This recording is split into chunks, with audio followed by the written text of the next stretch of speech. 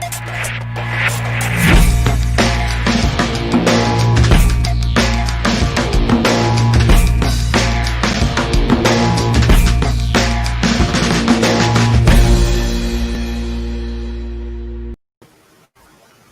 Saturday, everybody. Time for our quick weekend check-in. Hope you're doing great. Thanks for being here today on Daily Distinction. Really glad you're here. As we do, if you're new to this, what we do every weekend, if you're watching on the replay, glad that you're here.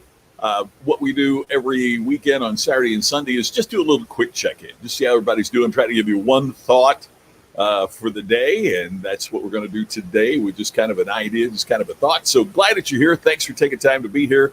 I'm attending a virtual seminar all weekend long. You know, we're doing our own program coming up in a couple of weeks. So it's good to have a chance to be a participant of one because it gives me a lot of great ideas that I can bring to the Distinction Summit.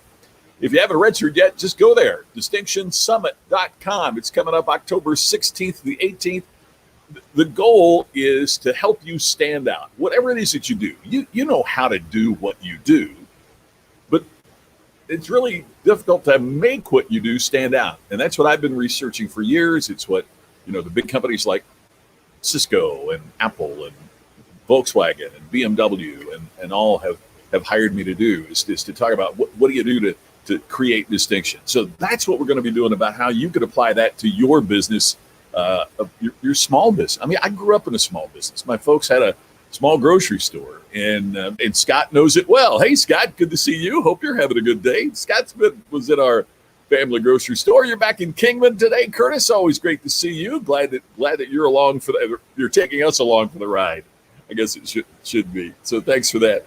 But you know, that's part of how all this got going was thinking about how could I bring the message to entrepreneurs and small business people, salespeople, professional services businesses, financial advisors.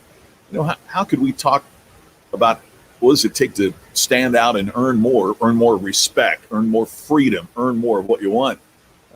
So that's what we're doing. And I'm really excited as it's all coming together. Charles, great to see you. Cheers to all from Charles. Thank you for that. So that's what's coming up. I hope you at least take a look at what we got going on. We have some incredible guests like Sage Steele from ESPN, Glenn Morshower from the TV show 24, Larry Winget, Joe Calloway, Mark Sanborn, the guru of live streaming, Ken Walls. I didn't add on here, and I need to do that because he's confirmed recently the Chief Customer and Marketing Officer of Volkswagen Australia is going to be with us, Jason Bradshaw. Jason is also the author of a terrific book called It's All About Sex, CEX. Isn't that a great title? And that stands for Customer and Employee Experience. So Jason's going to be joining us as well. So you can save $100 when you use the code DISTINCT2020. And really hope you'll be there. Thanks, Charles, and thank you. Charles is one of the folks that's already signed up for it. So I truly appreciate that, Charles, and that's really great. All right, so that'll tell you everything about going on there. So as I said, the weekend is just a quick check-in. Share a thought with you, and here is today's thought. If you put payday before purpose, then what you have is a job. In other words, if what you're working for is the payday and that comes before any purpose about it, then what you have is a job. Now, I'm not saying there's anything wrong with a job, right? I mean, it pays the bills, it supports your family, it supports the lifestyle perhaps that you want. But if the payday comes before the purpose, then you really don't have anything more than a job. But if you put purpose before the payday, now you have a mission. When your purpose is so significant that it comes before the payday, now instead of a job, you have a mission. And in fact, that's part of why I think we call them mission statements, because we have to put the purpose first to generate the payday we desire. So of those two, payday before purpose or purpose before payday, which one do you think is going to drive you to be more productive? I think the answer is pretty obvious, right? I mean, when we put our purpose first, then we tend to generate the payday that we desire.